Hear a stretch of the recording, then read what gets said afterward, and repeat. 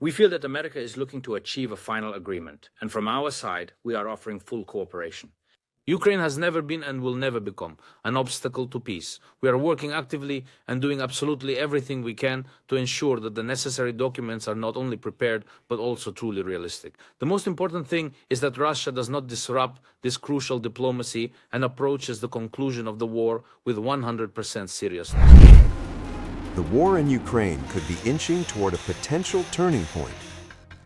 Ukrainian President Volodymyr Zelensky has unveiled a sweeping 20-point peace framework, which he says reflects months of consultations with the United States. The draft, presented to journalists on Wednesday, lays out a potential roadmap to end the conflict, but the most difficult questions remain unresolved. At the center of the proposal is the territorial issue.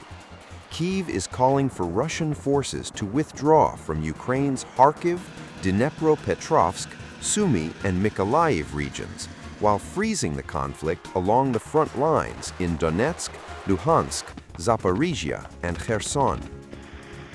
Our negotiating team's report today was quite comprehensive and thorough.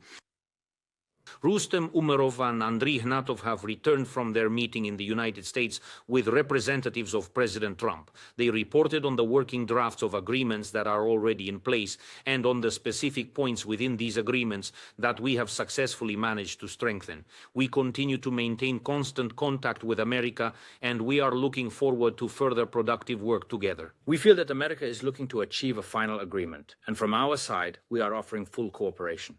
Ukraine has never been and will never become an obstacle to peace. We are working actively and doing absolutely everything we can to ensure that the necessary documents are not only prepared, but also truly realistic. The most important thing is that Russia does not disrupt this crucial diplomacy and approaches the conclusion of the war with 100% seriousness.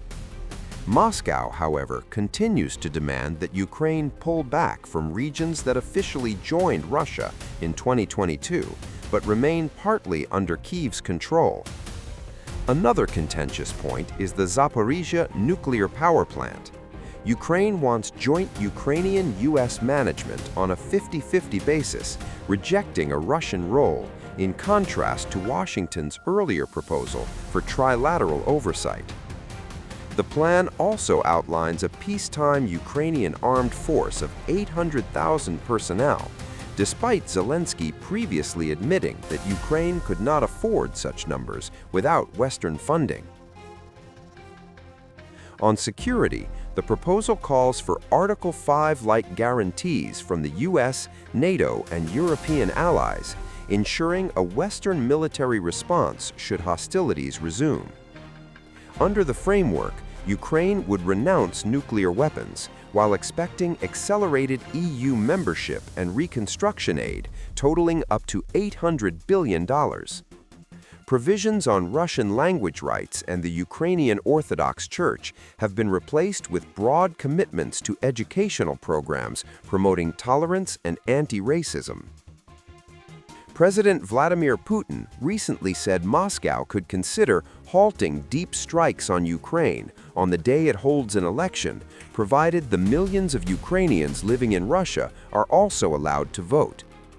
However, Zelensky's plan suggests a full ceasefire would only take effect after all parties agreed to the framework.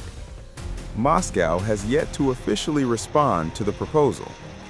Putin has repeatedly stated that Russia is open to negotiations, but insists that any settlement must address the root causes of the conflict and reflect the territorial reality on the ground.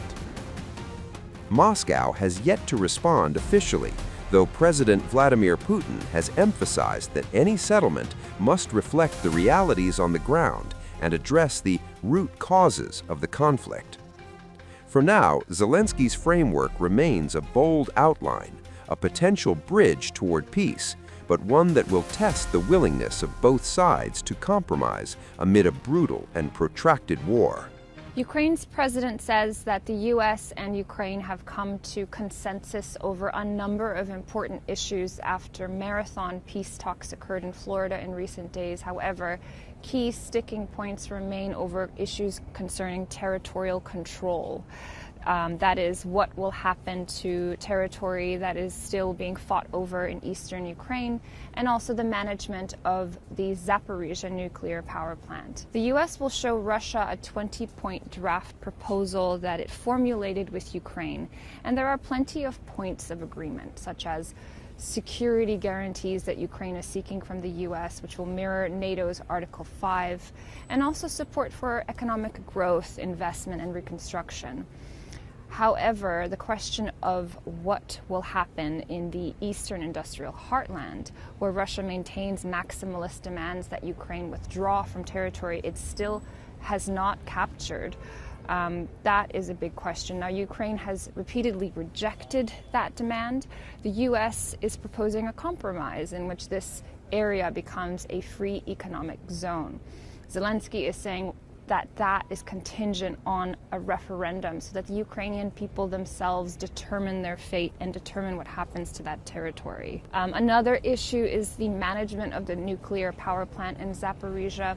The U.S. is proposing a joint venture that would include the U.S., Ukraine, and Russia as equal partners.